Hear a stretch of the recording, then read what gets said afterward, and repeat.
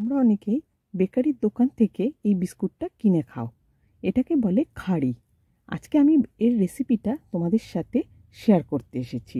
বাড়িতে কিন্তু খুব সহজেই বেকারি স্টাইলের এই খাড়ি তৈরি করা যেতে পারে। দেখো লেয়ারগুলো পারফেক্ট এসছে না? আর ভেঙেছি দেখো, পুরো একদম খাস্তা মুচমুচে, ভেতরটা কোনো কাঁচা নেই, কিচ্ছু নেই। এইভাবে যদি পারফেক্ট খাড়ি তোমরা বানাতে চাও তাহলে আজকে এই রেসিপিটাকে একদম স্কিপ করো না, কারণ এখানে রয়েছে পুঙ্খানুপুঙ্খ A to Z পুরো রেসিপি। কী টেকনিক ব্যবহার করছি, কি উপকরণ লাগছে, কি দিলে পরে ঠিক লেয়ারগুলো প্রত্যেকটা খুলে যাবে, এইভাবে সমস্ত কিছু আজকের ভিডিওতে আমি শেয়ার করতে চলেছি। তাহলে চলো দেরি না করে শুরু করি আজকের রেসিপিটা। ধরনের যে মেজারমেন্ট কাপগুলো থাকে এগুলোতেই কিন্তু মেপে নেব। তার জন্য নিয়েছি 1 কাপ ময়দা, হাফ টিস্পুন নুন, আর দিয়ে দেবো হাফ টিস্পুন চিনি গুঁড়ো। এবার একটু হাতের সাহায্যে শুকনো উপকরণগুলোকে খুব ভালোভাবে মিশিয়ে নেব। মেশানো হয়ে গেলে এতে দিয়ে দেব 1 টিস্পুন সাদা তেল। এখানে আমার হাফ টিস্পুনের চামচ, তাই আমি দুবার দিলাম। দিয়ে হাতের সাহায্যে তেল আর ময়দাটাকে সব ভালোভাবে মাখিয়ে নেব। খুব ভালোভাবে ময়ামটা হয়ে গেলে পরে এবার আমি এর মধ্যে দিয়ে দেব জল। তবে হ্যাঁ, জলটা কিন্তু একেবারে ফ্রিজের চিল ঠান্ডা জল হতে হবে।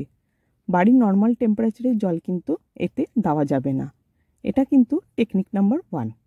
আচ্ছা, এবার আমি এটাকে খুব ভালোভাবে শক্ত শক্ত করে ডোটাকে মাখাবো। হ্যাঁ, টেকনিক নাম্বার 2 হচ্ছে এই ডো কিন্তু শক্ত থাকবে। এখানে কিন্তু একদম নরম করে ডো মাখা যাবে না। মোটামুটি 5 থেকে 7 মিনিট মাখার পর দেখবে একটা স্মুথ ডো প্রায় তৈরি হয়ে যাবে। ঠিক এই রকম হবে ডোটা। এবার এটাকে আমি মোটামুটি 5 মিনিটের জন্য রেস্ট হতে দেব।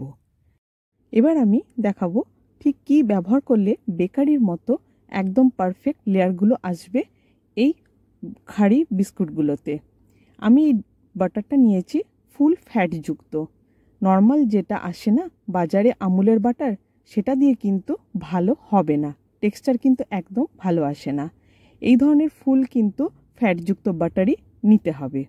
এখানে আমি নিয়েছি 4 টেবিল স্পুনের মতো বাটার। বাটারটা একটু জমে রয়েছে, শক্ত হয়ে রয়েছে, তাই চামচ দিয়ে এটাকে একটুখানি নরম করে নিচ্ছি। আচ্ছা, এখানে আরেকটা কথা বলি, বেকারিতে কিন্তু ব্যবহার হয় মার্জিন, যেটা হচ্ছে বনস্পতির ডালডার মতো।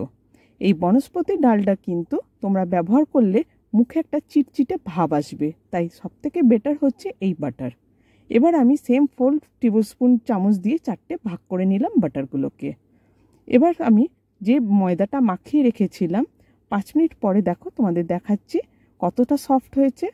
এবার আমি এই ডোটাকে সমান দুটো ভাগে ভাগ করে নিচ্ছি, কারণ আমার কাছে যে চাকিটা রয়েছে সেটা একটু ছোট, তার জন্য আমি দুটো ভাগ করে নিয়েছি।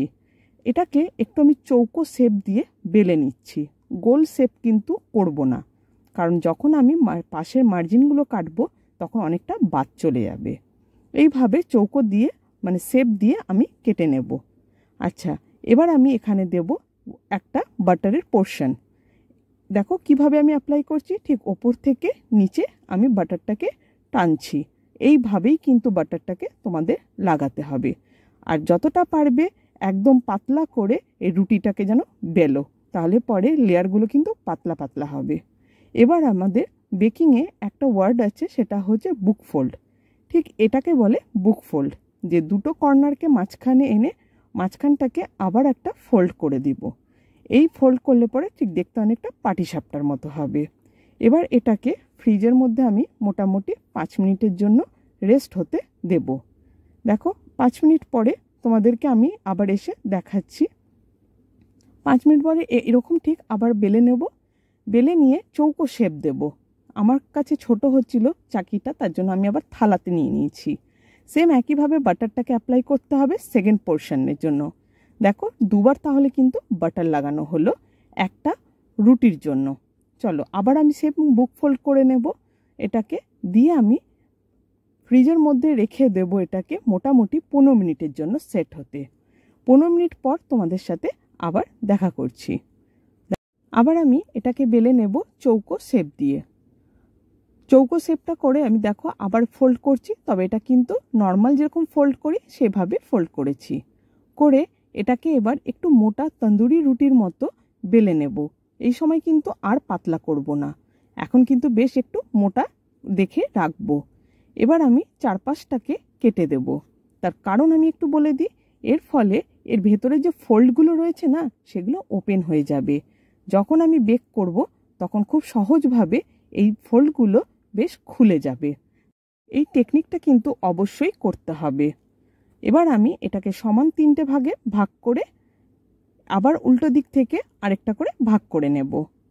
করে আমি এবার এটাকে যে বেকিং ট্রে রয়েছে সেই বেকিং ট্রের ওপর রেখে দেব, দিয়ে এতে সামান্য একটু জল ছিটিয়ে দেব যাতে করে কালারটা ভালো আসে। কালারটা যাতে আরেকটু ভালো আসে বেকারির মতো একদম, তার জন্য আমি এতে দিয়েছি একটু দুধ আর চিনির গুলে। এই মিশ্রণটা দিয়ে ওপরটা দিয়ে একটু জাস্ট আমি ব্রাশ করে দিচ্ছি যাতে করে কালারটা একদম পারফেক্ট আসে।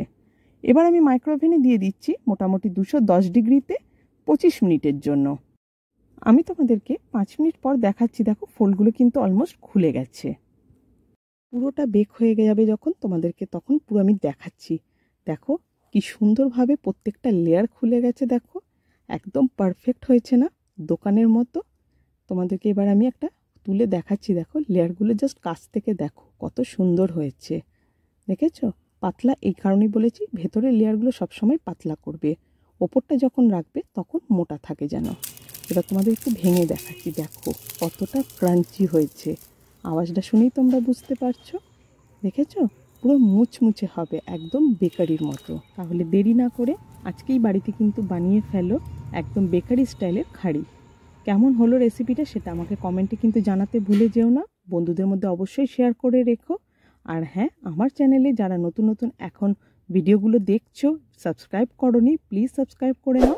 বেল আইকনটাকে অবশ্যই ক্লিক করে রাখো যাতে করে যখনই এই ধরনের নতুন কোনো ভিডিও আপলোড করব তার নোটিফিকেশান সরাসরি তোমরা আগে পাবে। তাহলে ভিডিওটা আজকে আমি এখানে শেষ করছি। নতুন একটা রেসিপি নিয়ে খুব শিগগিরই তোমাদের সাথে দেখা হবে। তোমরা সুস্থ থেকো, ভালো থেকো, টাটা।